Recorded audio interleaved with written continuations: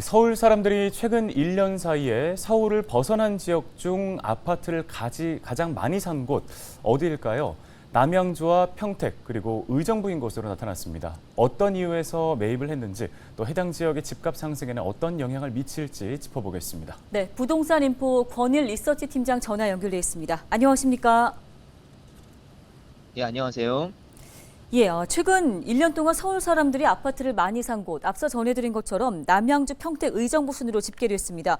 먼저 수요가 어느 정도인가요?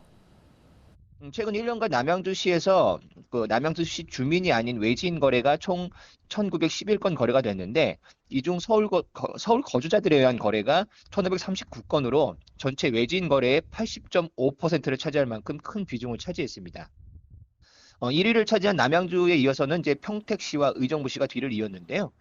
평택시는 전체 외지인 거래의 3,055건 중 42.0%인 1,286건, 의정부시는 1,481건 중 85.6%인 1,269건이 서울 거주자들에서 거래가 됐습니다. 네, 그러면 의정부 지역에 조금 집중을 해보겠습니다. 의정부에 서울 거주자 거래가 많았던 이유는 어디에 있다고 분석하십니까? 예, 일단 거래 비중을 놓고 본다면 의정부시가 남양주시보다 높은 것이 눈에 띄는데요. 의정부는 서울 도봉과 접하고 있어 실질적인 서울 생활권이라고 해도 무방합니다. 특히 최근 몇 년 사이에 가장 큰 이슈였던 GTX 추진과 관련해서 C 노선이 의정부역을 지나기 때문에 서울 지역 투자자들의 눈길을 사로잡았고요. 이외에도 뭐 재개발 같은 정부 사업들도 곳곳에서 추진되는 데다가 서울보다 저렴한 가격에 구입이 가능하다 보니까 많이들 구입한 것으로 보입니다.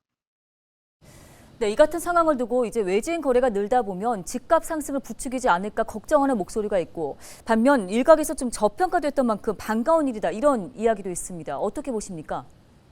예, 외지인 거래가 많다는 거는 이제 긍정적인 측면과 부정적인 측면이 다 있다고 볼 수 있는데요.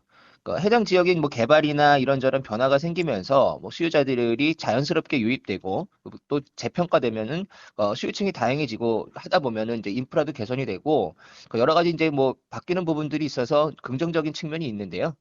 다만 이제 실제 거주를 이제 희망하지 않고 투자에 치중하다 보면은 가격이 이제 지나치게 높아질 수가 있고, 이분들이 목표했던 수익률을 거두게 되면은 빠르게 빠져나갈 수가 있다 보면은 자연스럽게 또 거품이 빠지게 되는 현상도 발생합니다. 이렇게 되면은 이제 뒤늦게 매입하신 분들 입장에서는 손해를 본다는 이제 그런 이제 문제점도 발생할 수가 있습니다. 따라서 수요자들 같은 경우는 단기간에 어떤 가격이 급등했거나 혹은 이제 급등하는 곳이 있다라고 하게 되면 이런 곳들은 좀 매입에 신중할 필요가 있습니다. 네, 잘 들었습니다. 도움 말씀 여기까지 듣겠습니다. 부동산 인포 권일 리서치 팀장이었습니다.